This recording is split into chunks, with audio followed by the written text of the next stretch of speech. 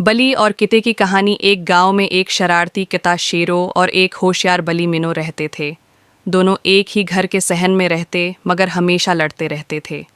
शेरो कहता, ये बल्ली बहुत चालाक है, और मनु बोलती, ये किता बहुत बदतमीज है। एक दिन घर के मालिक शहर चले गए। रात को अचानक सहन में एक चोर आ गया। चोर ने अनाज और दूध चराना शुरू कर दिया। मनु ने फौरन देखा और आहिस्ता से बोली, शेरो जाग जाओ, चोर आ गया है। शेरू ने पहले तो ध्यान न दिया, मगर फिर उसने भी चोर को देख लिया। अब दोनों ने मिलकर काम करने का फैसला किया। मनु छत पर चढ़कर जोर जोर से आवाजें करने लगी और शेरू जोर जोर से भूनिकने लगा। शोर सुनकर पड़ोसी जाग गए। चोर डर कर भाग गया। अगली सुबह मालिक आए तो सब कुछ महफूज था। शेरू और मनु ने एक दूसरे को देखा और मुस्कुरा दिए। अब वो समझ गए थे कि मिलकर काम करने से हर मुश्किल आसान हो जाती है।